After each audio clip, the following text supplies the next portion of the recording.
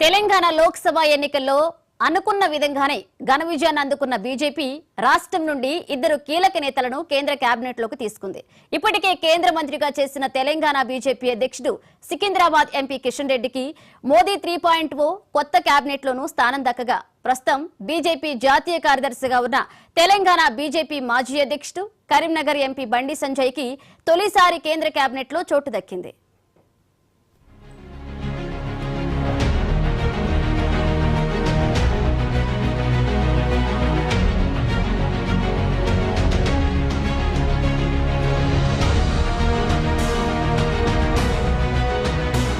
కేంద్రంలో కొత్తగా ఏర్పడబోయే ఎన్డీఏ ప్రభుత్వంలో తెలంగాణ నుంచి ఇద్దరికి కేబినెట్ పదవులు దక్కాయి. పార్టీలో సీనియర్ లీడర్లైన కిషన్ రెడ్డి, బండి సంజయ్లకు నూతనంగా ఏర్పడిన మోడీ కేబినెట్ లో చోటు దక్కింది. ఇటీవల జరిగిన పార్లమెంటు ఎన్నికల్లో కరీంనగర్ నుంచి బండి సంజయ్ రెండోసారి విజయం సాధించారు. బీజేపీ స్టేట్ చీఫ్ గాను ఆయన పనిచేశారు.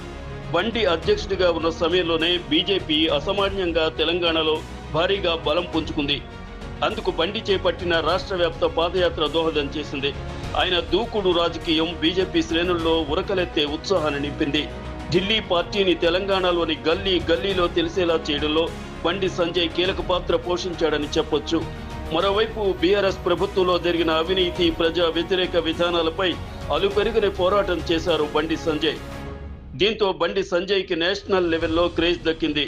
బండి సంజయ్ 1971 జూలై 11న కరీంనగర్లో జన్మించారు. బండి సంజయ్ తండ్రి ఓ ప్రభుత్వ పాఠశాలలో ఉపాధ్యాయుడిగా విధులు నిర్వహించారు. కరీంనగర్లోని సరస్వతి శిశు మందిర్లో బండి సంజయ్ విద్యాభ్యాసం సాగింది. 12 ఏళ్ల వయసులోనే రాష్ట్రీయ స్వయం సేవక్ సంఘ్లో చేరారు. కళాశాలలో చదువుకునే రోజుల్లో అఖిల భారతీయ విద్యార్థి పరిషత్లో చేరారు. ఆ సమయంలో ఏబీవీపీ కరీంనగర్ పట్టణ అధ్యక్షుడిగా బండి సంజయ్ పనిచేశారు.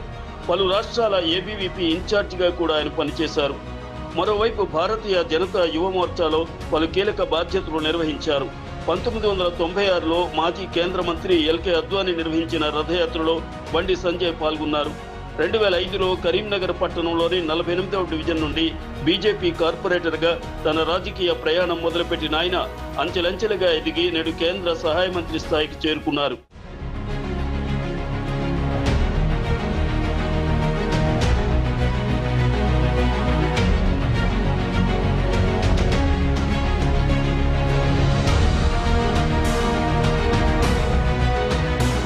గంగాపురం కిషన్ రెడ్డి సికింద్రాబాద్ లోక్సభ స్థానం నుంచి వరుసగా రెండోసారి గెలుపొందిన కిషన్ రెడ్డికి మోడీ కేబినెట్ లో సీటు మరోసారి స్థానం దక్కింది. 2019లో మోదీ రెండోసారి గెలిచినప్పుడు కేంద్ర హోంశాఖ సహాయ మంత్రిగా కిషన్ రెడ్డి బాధ్యతలు చేపట్టారు.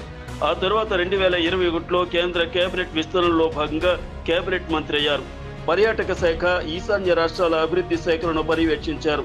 1980లో బీజేపీలో చేరిన కిషన్ రెడ్డి అంచెలంచెలుగా ఎదిగారు. యువ మోర్చాతో పాటు పార్టీలో అనేక పదవుల్లో పనిచేశారు. గతంలో 2010 నుంచి 2014 మధ్య ఉమ్మడి ఆంధ్రప్రదేశ్ బీజేపీ రాష్ట్ర అధ్యక్షుడిగా పనిచేశారు. బీజేపీ అధిష్టానం వద్ద నమ్మకస్తుడిగా పేరు తెచ్చుకున్నారు. కిషన్ రెడ్డి రాజకీయ జీవితాన్ని మలుపు తిప్పిన సంఘటన 2018లో తెలంగాణ అసెంబ్లీ ఎన్నికల్లో ఓటమి. అంతకుముందు ఆయన 2004లో హిమయత్ నగర్, 2009, 2014లో అంబర్పేట నుంచి వరుసగా 3 సార్లు ఎమ్మెల్యేగా గెలిచారు. తెలంగాణ బీజేపీ శాసనసభాపక్ష నేతగాను పనిచేశారు. 2018లో జరిగిన అసెంబ్లీ ఎన్నికల్లో ఓడిపోయాక 2019 లోక్సభ ఎన్నికల్లో సికింద్రాబాద్ నుంచి పోటీ చేసి గెలిచి కేంద్ర మంత్రివర్గంలో చోటు దక్కించుకున్నారు. కిషన్ రెడ్డి సొంతూరు రంగారెడ్డి జిల్లా కందుకూరు మండలం తిమ్మాపూర్ గ్రామం. హైదరాబాద్లోని సిఐటిడిలో టూల్ డిజైన్లో డిప్లొమా పూర్తి చేశారు కిషన్ రెడ్డి.